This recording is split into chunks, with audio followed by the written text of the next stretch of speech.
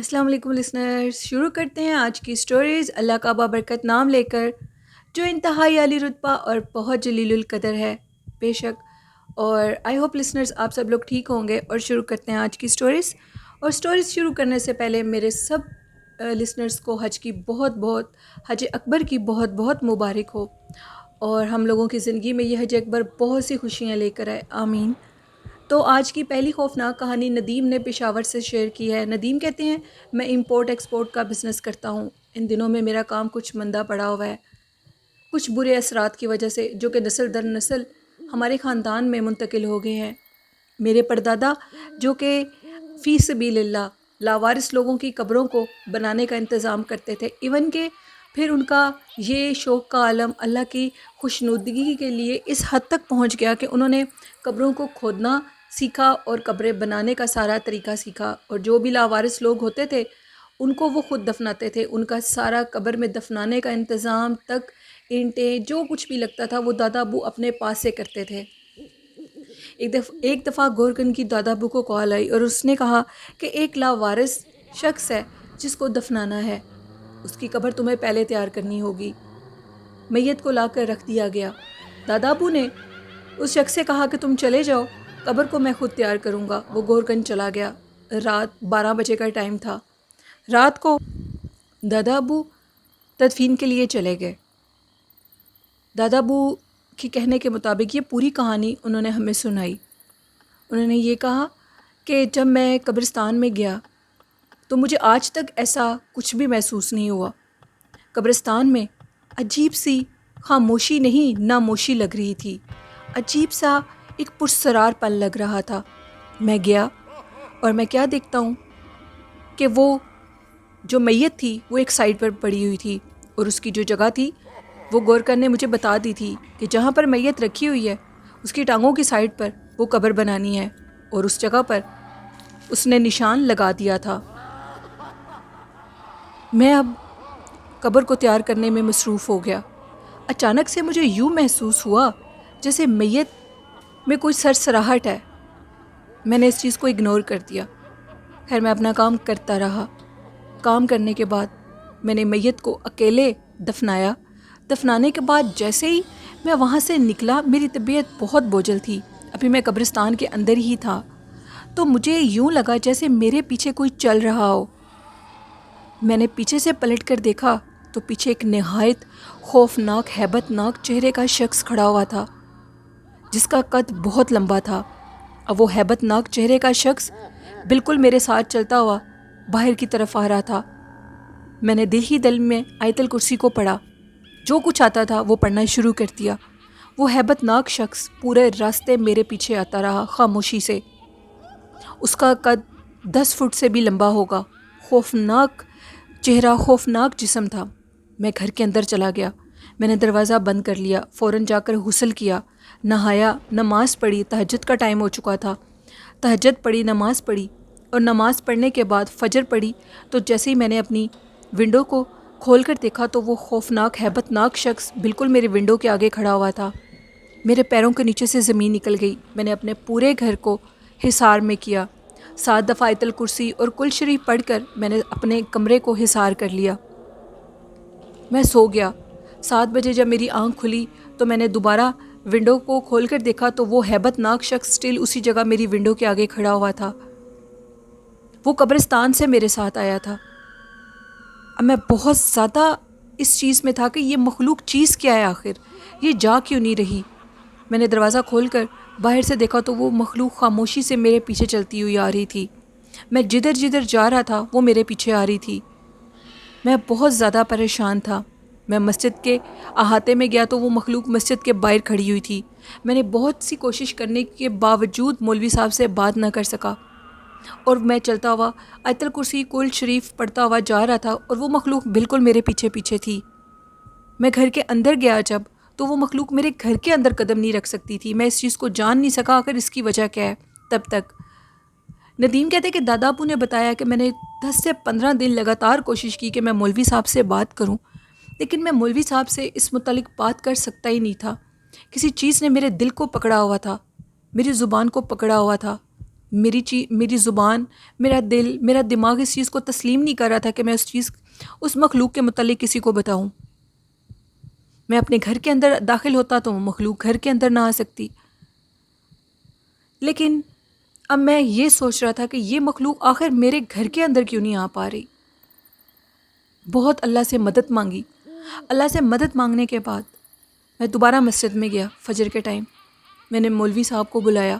مولوی صاحب بہت گہری آنکھ رکھنے والے انسان تھے، عبادت گزار شخص تھے۔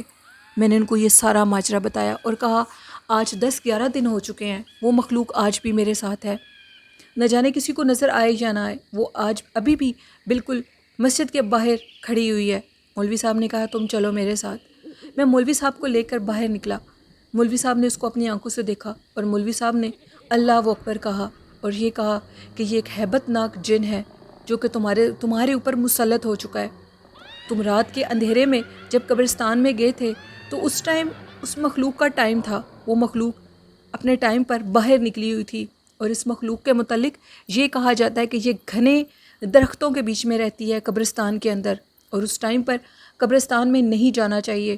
مولوی صاحب نے میرے دادا ابو کو بتایا کہ قبرستان کا ایک مخصوص حصہ ہوتا ہے جہاں پر بہت گہرے درخت ہوتے ہیں، اور ان درختوں میں یہ مخلوق قبرستان کے اندر رہتی ہے۔ اسی لیے کہا جاتا ہے کہ مغرب کے بعد قبرستان میں نہیں جایا جاتا۔ اس لیے نہیں کہا جاتا کہ قبرستان بھاری ہے کیونکہ وہاں پر مرے ہوئے لوگ ہیں، لیکن اس لیے کہا جاتا ہے کہ وہ ایک شہر خاموشہ ہے، اور اس شہر خاموشہ کے اندر کوئی انسان زندہ نہیں رہتا، سب سوئے پڑے ہیں، گہری نیند، قیامت تک سوئیں گے، وہ کسی بھی چیز میں مداخلت نہیں کر سکتے۔ اس لیے جنات خاموشی کی جگہ پر اپنے ڈیرے لگا لیتے ہیں۔ جہاں پر گہرا قبرستان ہوتا ہے، یعنی کہ گہرا اندھیرا اور بہت زیادہ درخت ہوتے ہیں، اس جگہ پر یہ مخلوق اپنا بسیرا کر لیتی ہے، اور ایک دفعہ جس کے ساتھ قبرستان سے باہر چلی جائے اس کو پھر مشکل سے ہی چھوڑتی ہے۔ اس کا کوئی حل نکالنا ہوگا۔ مولوی صاحب نے کہا کہ مجھے تمہاری مدد چاہیے، مجھے یہ بتاؤ کہ تمہارے گھر کے اندر یہ مخلوق آتی ہے یا نہیں۔ میں نے کہا کہ یہ میرے گھر کے اندر نہیں آتی، یہ باہر کھڑی رہتی ہے۔ مولوی صاحب نے کہا کہ مجھے اپنے گھر لے کر چلو۔ وہ مخلوق بالکل میرے ساتھ ساتھ تھی۔ پورا راستہ اتنا بھاری تھا، مولوی صاحب کے کندھے بھاری ہو چکے تھے، اتنی عبادت کے باوجود وہ چیز اپنا اثر مولوی صاحب کے اوپر چھوڑ رہی تھی، لیکن ان کو تکلیف نہیں دے پا رہی تھی۔ مولوی صاحب جیسے ہی میرے گھر کے اندر گھسنے لگے تو مولوی صاحب کو کسی نے بہت زوردار دھکا دیا اور وہ بہت زور سے میرے گھر کے اندر آ کر گر گئے۔ خیر میں نے ان کو بڑی مشکل سے سنبھالا اور ان کو بٹھایا۔ مولوی صاحب میرے 2 کمروں پر مشتمل گھر کا جائزہ لینے لگے۔ بالآخر جب وہ کچن کے اندر گئے تو کچن کے اندر میں نے 12 ہیرے لکھ کر لگائے ہوئے تھے۔ 12 ہیرے پورے قرآن پاک کا نچوڑ ہیں۔ میں نے وہ 12 ہیرے جب مولوی صاحب کے سامنے کیے تو مولوی صاحب نے دوبارہ اللہ اکبر کہا اور یہ کہا سبحان اللہ، یہ اللہ پاک کی طاقت ہے جس کی وجہ سے یہ مخلوق تمہارے گھر میں داخل نہیں ہو سکی۔ مولوی صاحب نے مجھے کہا کہ اب تمہیں یہ کرنا ہوگا کہ اپنے گھر کے باہر ان 12 ہیروں کو چپکا دینا ہے اور اپنے گلے میں بھی ان 12 ہیروں کو ڈال کر تم قبرستان کے راستے میں چلے جاؤ۔ میں نے وہ 12 ہیرے اپنے گلے میں ڈال لیے تعویذ کی صورت میں۔ مولوی صاحب نے دوبارہ مجھے روکا اور یہ کہا کہ 12 ہیروں کو ابھی اتار دو، اگر تم ان کو ابھی گلے میں ڈال لو گے تو یہ مخلوق تمہارے گھر کے اندر قید ہو جائے گی، کیونکہ یہ تمہیں نقصان نہیں دیتی، یہ تمہارے پیچھے آ رہی ہے۔ اب میں نے کہا کہ مجھے کیا کرنا ہوگا؟ مولوی صاحب نے کہا کہ یہ عمل تمہیں رات کے ٹائم کرنا ہوگا، ٹھیک اسی ٹائم پر جب تم قبرستان کے اندر گئے تھے۔ یہ مخلوق جو کہ جنات کی وہ قسم ہے، نہ تو وہ سن سکتے ہیں نہ ہی وہ سینس رکھتے ہیں، جو چیز ان کی سمجھ میں آتی ہے وہ کر دیتے ہیں۔ تمہیں اب رات کے ٹائم پھر جانا ہوگا۔ میں نے کہا ٹھیک ہے۔ میں نے اللہ پاک کا نام لیا اور رات کے اسی پہر جب میں اس میت کی تدفین کرنے کے لیے گیا، اس رات میں نکل پڑا۔ اب وہ مخلوق سمجھ چکی تھی۔ مولوی صاحب کی ایک بات غلط ثابت ہوئی کہ وہ مخلوق سن نہیں سکتی، وہ مخلوق سب کچھ سن رہی تھی، اور میں بڑی تیزی سے چلتا ہوا جا رہا تھا۔ اس دن میں نے اپنی آنکھوں سے جنات کی طاقت کو دیکھا۔ وہ ایک خوفناک خونی رات تھی۔ جنات، وہ جو مخلوق تھی، اس کے راستے میں 2 درخت آئے جو کہ قبرستان سے باہر تھے، باہر مین روڈ پر تھے۔ میں پیچھے سے پلٹ کر اس کو دیکھ رہا تھا اور اس نے اتنا زوردار ہاتھ مارا کہ وہ درخت نیچے گر گئے۔ اس درخت کے سائے میں ایک کتا بیٹھا ہوا تھا جس کی ادھر ہی جان نکل گئی، وہ درخت اس کے اوپر گرا۔ میں یہ سارا کچھ آنکھوں سے دیکھ رہا تھا، بڑی تیزی سے چلتا ہوا قبرستان کی طرف جا رہا تھا۔ 12 ہیروں کو میں نے اپنے سینے کے ساتھ لگایا ہوا تھا۔ اب میں خوف کے مارے قبرستان کے اس گہرے حصے کی طرف چلا گیا جدھر میں نے اس میت کی تدفین کی تھی۔ وہاں پر گہرے جنگل، گہرے درخت تھے۔ میں ان گہرے درختوں کے بالکل درمیان میں کھڑے ہو کر اپنے ساتھ ایک ٹارچ لے کر گیا تھا، اور اس ٹارچ سے میں ان 12 ہیروں کو بلند آواز میں پڑھنے لگا۔ وہ مخلوق بالکل میرے سامنے آ گئی، اور اسی ٹائم میں نے ان 12 ہیروں کو، جو کہ دوسرے بھی میرے پاس تھے اسی طرح کی، وہ میں نے اپنے ہاتھوں سے اپنے گلے میں تعویذ کی صورت میں پہن لیے، اور بڑے بھاری بھاری قدموں سے تیزی سے ادھر سے نکل پڑا۔ مجھے پیچھے سے خوفناک رونے کی آوازیں آ رہی تھیں، اور کوئی ایسے لگ رہا تھا جیسے ماتم کر رہا ہو، اور یہ کہہ رہا ہو ہائے ہائے یہ تو نے کیا کر دیا، مجھے پھر کدھر چھوڑ گیا ہے، میں تیرے ساتھ جانا چاہتا ہوں۔ میں نے خوفناک ماتم کی رونے کی آوازیں سنی، اور میں جلدی سے قبرستان سے باہر نکل آیا۔ میں نے پھر پیچھے سے پلٹ کر دیکھا تو پیچھے کوئی چیز نہیں تھی۔ میں سیدھا چلتا ہوا اپنے گھر گیا۔ مولوی صاحب میرے گھر کے اندر موجود تھے اور قرآن پاک کی بلند آواز میں تلاوت کر رہے تھے۔ میں اندر گیا اور اپنے گھر میں جا کر بے ہوش ہو گیا۔ مجھے جب ہوش آئی تو صبح کا ٹائم تھا۔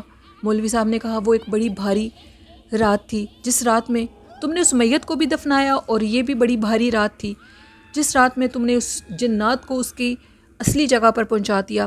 میں نے کہا مولوی صاحب یہ بھاری رات نہیں تھی، یہ خونی رات تھی۔ میں نے اپنی آنکھوں سے ان 2 درختوں کو گرتے ہوئے دیکھا۔ جنات اس کو اپنے ہاتھ سے صرف سہارا دے کر، جیسے اس کو ہاتھ سے ایسے دھکیلتا تھا، وہ درخت نیچے گر گیا، اور اس درخت کے نیچے ایک کتا بیٹھا ہوا تھا۔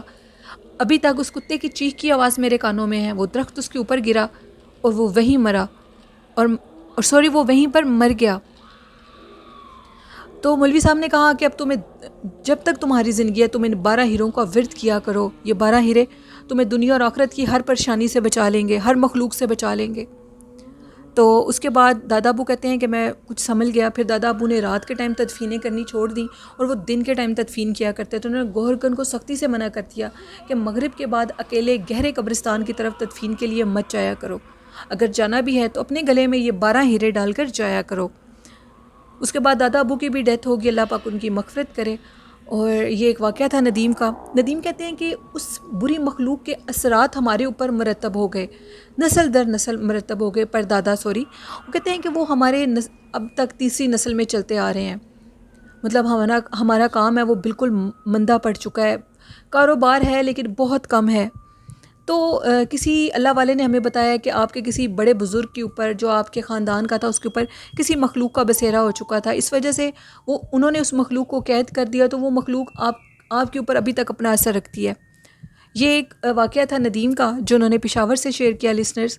تو لسنرز بالکل حقیقت ہے، 12 ہیرے جو کہ قرآن پاک کا پورا نچوڑ ہے، یہ بہت اثر رکھتے ہیں۔ یہ ہم نے بھی اپنے گھر میں لگایا ہوا ہے۔ اور اگر آپ لوگ تعویذات پر یقین نہیں کرتے، کہ آپ کسی اللہ والے سے تعویذ نہیں لینا چاہتے، آپ تعویذوں کو نہیں مانتے، تو پلیز آپ سب لوگ اپنے گلے میں، جتنے بھی میرے لسنرز ہیں وہ خود بھی اور اپنے گھر والوں کے لیے بھی یہ حفاظت ضرور کریں کہ اپنے گھر میں 12 ہیرے لکھ کر لگائیں، یا لکھے ہوئے بھی مل جاتے ہیں وہ لگائیں، اور اپنے گلوں میں بھی وہ تعویذ کی صورت میں، حفاظت کی صورت میں گلے میں جو چیز ڈالی جاتی ہے یقیناً وہ تعویذ ہی کہلاتی ہے، لیکن یہ وہ تعویذ نہیں ہوتا، یہ قرآن پاک ہے، اور قرآن پاک ہم سب کی حفاظت کے لیے اللہ نے اس دنیا میں اتارا ہے۔ تو آپ لوگ اس کو شرک سمجھ کے گلے میں مت لٹکائیں، آپ اس کو اپنی حفاظت کی صورت میں، کہ یہ اللہ کی کلام ہے، اور اللہ کی کلام ہمیشہ انسان کی دنیا کی ہر جگہ پر حفاظت کرتی ہے۔ تو یہ میں آپ لوگوں کو میسج دیتی ہوں کہ یہ 12 ہیرے آپ سب لوگ اپنے گلوں میں ڈالیں، آپ کے اوپر کسی قسم کا کوئی جادو، کوئی برا اثرات، جنات وغیرہ اثر نہیں کریں گے۔ اور یہی میرا اچھا میسج تھا آج۔ اپنے والدین کی خدمت کریں۔ میں آپ کو یہی بات بار بار کہتی ہوں کہ قرآن پاک، نماز اور درود شریف کو اپنا زندگی کا حصہ بنا لیں تو کامیابی آپ کی قدم چومے گی۔ تو یہ 12 ہیرے جو کہ میں آپ کے ساتھ شیئر کروں گی اپنے چینل پہ، آپ لوگ اس کو دیکھ لیجئے گا ایک دفعہ، اور آپ سب لوگ اس کو یوز کریں۔ اور جس طرح چینل کو سبسکرائب کریں، اسی طرح مجھے آپ کی سپورٹ کی زیادہ سے زیادہ ضرورت ہے۔ میرے چینل کو زیادہ سے زیادہ سبسکرائب، لائک اور شیئر کریں۔ اور اپنی ہوسٹ نیلم یاسین کو اجازت دیجیے، دعاؤں میں بہت سا یاد رکھیے گا۔ اللہ حافظ۔